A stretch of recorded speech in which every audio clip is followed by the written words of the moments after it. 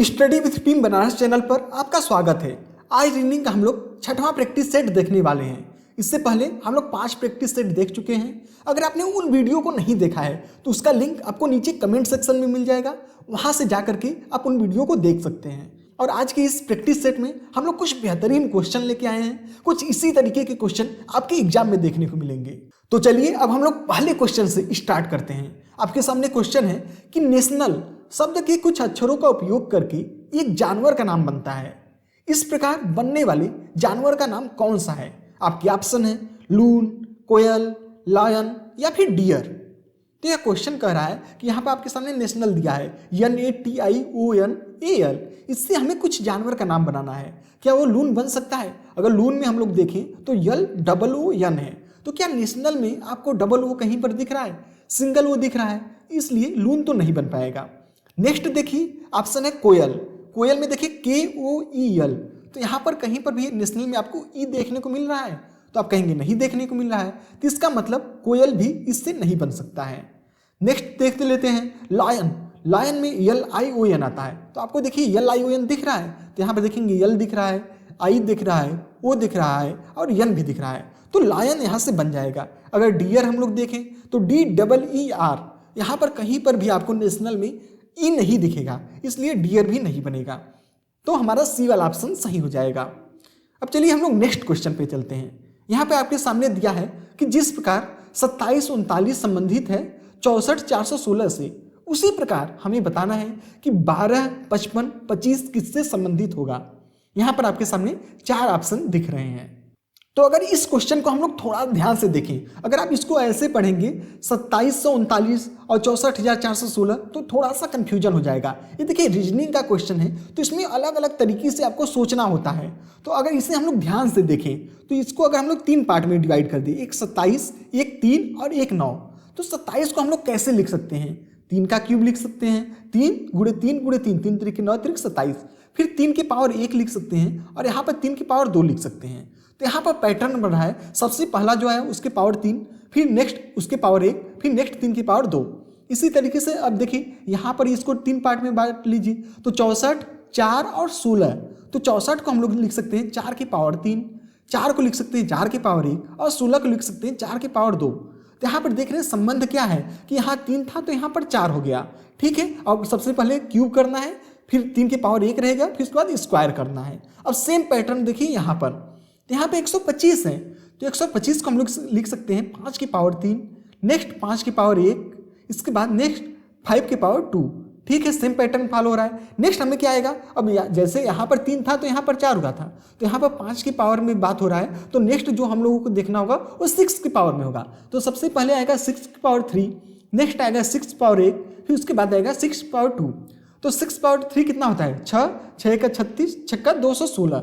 तो 216 सबसे पहले आएगा, तो या तो ए होगा या तो सी होगा, और आपका जो बी और डी वाला ऑप्शन है ये तो होगा नहीं। नेक्स्ट 6 की पावर 1 तो 6 ही आएगा, यहाँ पर देखिए 6 है, यहाँ पर भी, यहाँ पर तो 3 दे दिया, तो ये नहीं होगा। नेक्स्ट 6 की पावर 2 मतलब 36, तो यही सी वाले में हमें देखने को मिल रहा है।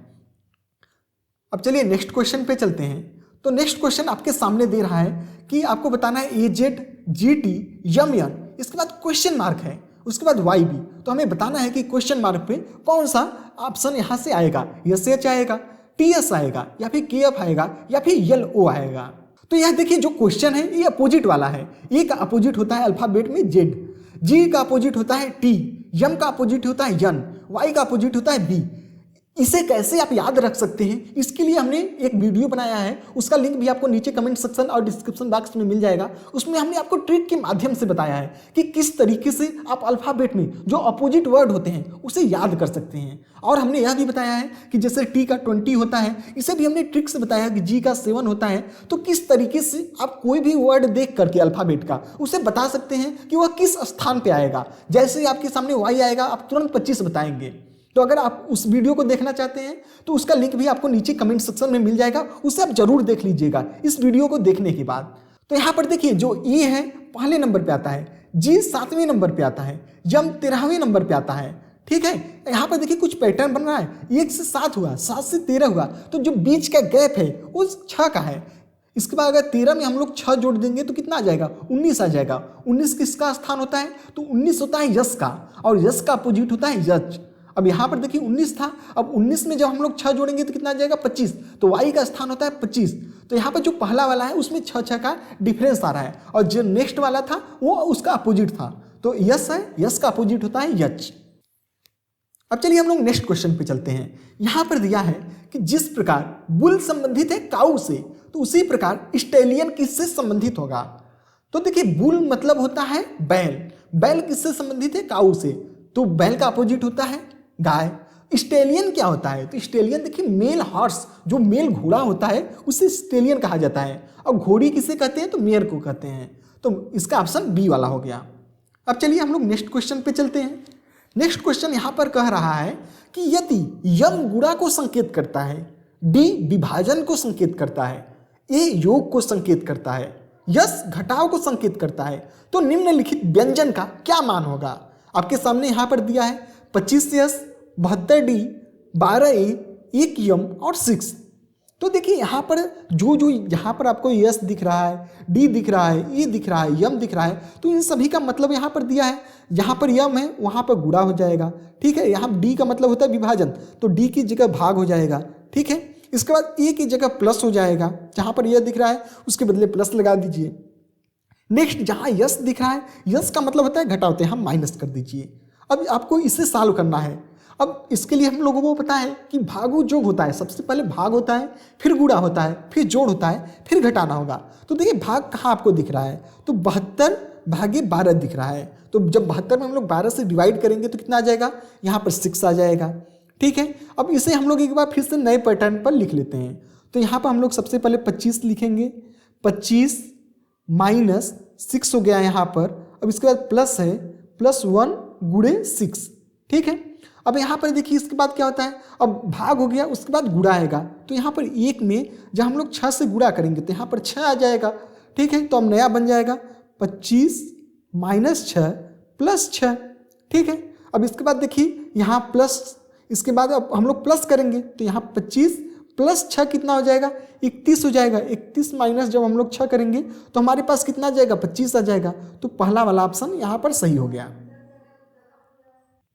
अब चलिए हम लोग नेक्स्ट क्वेश्चन पे चलते हैं। ये देखिए कथन और तर्क वाला क्वेश्चन है। इसमें आपके पास एक कथन देगा और 2 तर्क दिया है, और आपसे पूछ रहा है कि इस कथन के सापेक्ष कौन सा तर्क मजबूत है या कौन सा तर्क मजबूत नहीं है। यहाँ पर कथन क्या कह रहा है, क्या हमें सवारी का आनंद लेने के लिए बिना हेलमेट के बाइक चलाना चाहिए। अब यहाँ पर तर्क दे रहा है कि हाँ, बिना हेलमेट के सवारी करना सुरक्षित और आनंददायक होता है, और दूसरा तर्क कह रहा है कि नहीं, हेलमेट पहनकर सवारी करना किसी भी दुर्घटना की स्थिति में सुरक्षा के लिए बेहतर होता है। तो ये देखिए बी वाला ऑप्शन सही है कि हमें हेलमेट पहनना चाहिए, ये हमारे लिए सुरक्षा करता है, जब भी दुर्घटना होगा तो हम वहाँ पर हमें सुरक्षा देगा। तो इसके लिए दूसरा वाला ऑप्शन सही हो जाएगा। अब चलिए हम लोग नेक्स्ट क्वेश्चन पे चलते हैं। यहाँ पर कह रहा है कि के उत्तर की ओर 10 किलोमीटर चलता है। तो देखिए सबसे पहले आप समझ लीजिए, ऊपर उत्तर होता है, नीचे दक्षिण होता है, इधर पूरब होता है, इधर पश्चिम होता है, ठीक है। कह रहा है मान लेते हैं के कहीं पर यहाँ पर रहा होगा, ठीक है।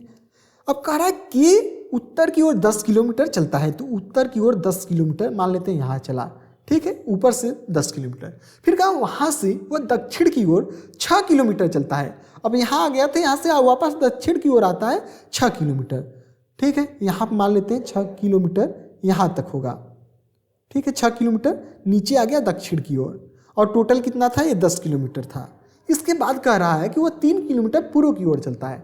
यहाँ आ गया था कि इसके बाद 3 किलोमीटर वह पूर्व की ओर जाता है। अब कह रहा है कि अपने प्रारंभ स्थल के कितनी दूर और किस दिशा में है। प्रारंभ स्थल कहाँ पर था, यहाँ था, अभी फाइनल यहाँ पर है। तो यही पूछ रहा है किस दिशा में है और कितनी दूरी पर है।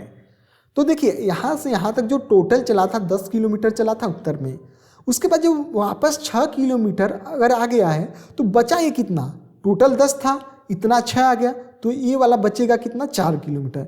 यहाँ से यहाँ तक 4 किलोमीटर हो गया।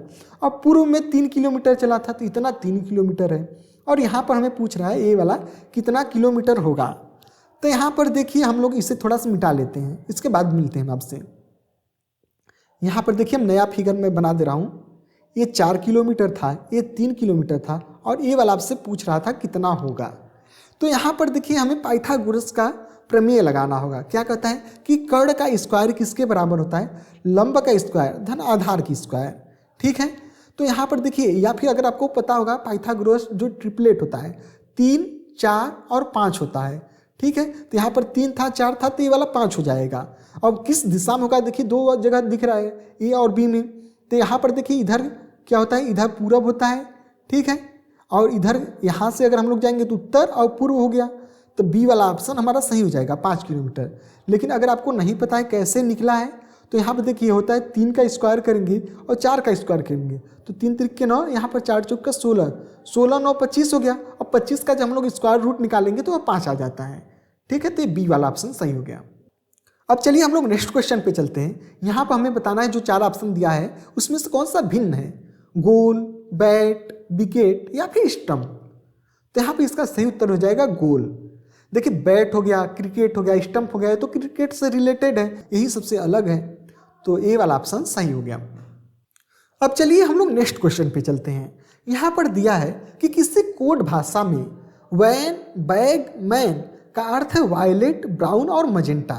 ठीक है, और नेक्स्ट दिया है कि वैन, लैन, मैन इसका अर्थ दे दिया है वाटर, लेमन और मजेंटा। तो आपसे पूछ रहा है कि इसी कोड भाषा में मैन का क्या अर्थ होगा। तो इस तरीके के देखिए जब भी क्वेश्चन आए आपके पास ना, तो आपको देखना होता है कि दोनों में कॉमन क्या दिख रहा है, जो कोड वाला है और उसका अर्थ वाला। तो अगर हम लोग देखें तो वैन, बैग और मैन में मैन दिख रहा है, और यहाँ पर भी देख रहे हैं वैन, लैन और मैन दिख रहा है। तो जो कोड में 2 जगह मैन मिल गया। इसी तरीके से अब अर्थ में आइए कि देखिए दोनों में क्या कॉमन दिख रहा है। तो आपको दिखेगा वायलेट, ब्राउन और मजेंटा। यहाँ पर नीचे दिया है वाटर, लेमन और मजेंटा। तो इसमें भी आपको मजेंटा मजेंटा कॉमन दिख रहा है। तो मैन का अर्थ हो जाएगा मजेंटा। तो इस तरीके का जब भी क्वेश्चन आए तो जब भी 2 कोड दे तो उन दोनों में देखिए क्या कॉमन है, और जो उसका अर्थ दिया है उसमें भी कॉमन देखिए। दोनों जब सेम रहेगा तो वही उसका अर्थ हो जाएगा। तो यहाँ पर मैन का अर्थ हो गया मजेंटा। और लेकिन यहाँ पर देखिए जो ऑप्शन दिया है वो कुछ अलग तरीके से। अगर यहाँ पर बस आपसे पूछ लेता कि मैन का अर्थ क्या है तो आप मजेंटा बता देते। लेकिन यहाँ पर देखिए ऑप्शन दिया है कि दोनों कथनों 1 और 2 में उपलब्ध तथ्य मिलाकर सवाल का जवाब देने के लिए पर्याप्त हैं। सही बात है। अगर बस आपसे अकेले दे देता कि वैन, बैग, मैन का अर्थ वायलेट, ब्राउन, मजेंटा, तो आप कभी भी नहीं बता पाते कि किसका क्या अर्थ होगा। तो यही ए वाला ऑप्शन आपका सही हो जाएगा। अब चलिए हम लोग नेक्स्ट क्वेश्चन पे चलते हैं। यहाँ पर दिया है कि जिस प्रकार बंजारा संबंधित है निवासी से, तो विदेशी किससे संबंधित होगा, स्वदेशी से, विदेशी से, बंजारा से या फिर निष्कपट से। तो देखिए अगर बंजारा क्या होता है, तो बंजारा होता है ऐसे लोग जो हमेशा घूमते रहते हैं, कुछ दिन तक एक जगह पर रहे, उसके बाद क्या किए उस स्थान को छोड़ के किसी नए स्थान पर चले गए। तो अब निवासी क्या होता है, एक फिक्स स्थान होता है। तो बंजारा का अपोजिट हो गया निवासी, तो विदेशी का अपोजिट हो जाएगा स्वदेशी। तो पहला वाला ऑप्शन सही हो गया। ठीक है, अब चलिए नेक्स्ट क्वेश्चन पे चलते हैं। आपके सामने कह रहा है कि रात के 9 बजे घंटे का काटा उत्तर की ओर होता है, तो सुबह के 6:30 बजे मिनट का काटा किस दिशा की ओर होगा। आपके ऑप्शन है उत्तर, पूर्व, पश्चिम या फिर दक्षिण। तो देखिए सबसे पहले हम लोग बना लेते हैं जो अपना डायरेक्शन होता है। सबसे ऊपर उत्तर होता है, नीचे दक्षिण होता है, इधर पूरब होता है और इधर पश्चिम होता है। और घड़ी भी हम लोग बना लेते हैं। ठीक है, तो ऊपर 12, 6, 3 और 9। तो कह रहा है कि 9 बजे, तो 9 कब बजेगा, जब यहाँ पर घंटे का सुई और यहाँ पर मिनट का सुई होगा। ठीक है, तो कह रहा है कि जब 9 बज रहा है तो घंटे का काटा, मतलब इस वाले की बात हो रहा है, कह रहा है यह उत्तर की ओर होता है। लेकिन देखिए उत्तर हो हम लोग जो जानते हैं ऊपर मानते हैं उत्तर को, लेकिन यहाँ पर क्या दिया है, ये पश्चिम की तरफ दिया है। तो अगर हम लोग इसे 90 डिग्री क्या करें, रोटेट कर दें, तो हमारा क्या हो जाएगा, क्वेश्चन के अकॉर्डिंग हो जाएगा। कहने का मतलब हमारे हिसाब से तो अगर 9 में जब 9 बजेगा तो घंटे का सुई तो पश्चिम की तरफ है, लेकिन क्वेश्चन कर रहा है उत्तर की तरफ है। तो इसके लिए अगर हम लोग 90 डिग्री रोटेट कर दें तो हमारा उत्तर आ जाएगा, क्वेश्चन के अकॉर्डिंग आ जाएगा, या एक क्वाड्रेंट हम लोग आगे बढ़ रहे हैं। इसी तरीके से अब देखिए अगर हम लोग आ जाए 6:30 बजे, ठीक है, तो 6:30 बजा लेते हैं हम लोग। देखिए यहाँ पर 6:30 कैसे बजेगा, जब दोनों सुई नीचे रहेगा। ठीक है, अब कह रहा 6:30 बजे मिनट का काटा किस दिशा की ओर होगा। तो हम लोगों के अकॉर्डिंग क्या था, नीचे तो दक्षिण है, लेकिन हम लोग क्या किए थे, एक क्वाड्रेंट आगे बढ़े थे। जो हमारा पश्चिम था वो उत्तर हुआ था। इसी तरीके से जो हमारा दक्षिण है ये क्या हो जाएगा, एक क्वाड्रेंट आगे आएगा। तो यहाँ पर कौन सा है, पश्चिम है, तो हमारा उत्तर क्या हो जाएगा, पश्चिम हो जाएगा। तो इसका ऑप्शन सी नंबर हो जाएगा। अब चलिए नेक्स्ट क्वेश्चन पे चलते हैं। कह रहा है कि केक ओवन से जिस प्रकार संबंधित है उसी प्रकार आइसक्रीम किससे संबंधित होगा, फिल्टर से, नॉनस्टिक कुकर कुकवेयर से, रेफ्रिजरेटर से या फिर कुकर से। तो देखिए केक किस में बनता है, ओवन में बनता है। तो आइसक्रीम कहाँ बनता है, रेफ्रिजरेटर या फिर फ्रिज में बनता है। नेक्स्ट क्वेश्चन कह रहा है कि जिस प्रकार मेघालय शिलांग से संबंधित है उसी प्रकार नागालैंड किससे संबंधित होगा। तो देखिए मेघालय का राजधानी होता है शिलांग, तो नागालैंड की राजधानी क्या होगी, कोहिमा होगी। सी वाला ऑप्शन ठीक है। ये अब नेक्स्ट क्वेश्चन पे चलते हैं। कह रहा है 100 का मतलब शतक है, तो 10 का मतलब क्या होगा। तो अगर 100 शतक है तो 10 दशक होता है। ठीक है, तो डी वाला ऑप्शन हो गया। अब एक क्वेश्चन आपके लिए है, आपके लिए पूछ रहा है कि कौन सा जो समूह दिया है, 4 ऑप्शन दिया है, इसमें से कौन सा समान नहीं है, कुतिया, गाय, लोमड़ी या फिर बैल। तो इसका सही उत्तर आप नीचे कमेंट करके बताइएगा। और अगर आपको यह वीडियो पसंद आया हो तो वीडियो को लाइक कर दीजिए, चैनल को सब्सक्राइब कर लीजिए और अपने किसी एक दोस्त के साथ इस वीडियो को शेयर कर दीजिए जिससे आप चाहते हैं कि आपके साथ उसका भी एग्जाम क्वालिफाई हो जाए।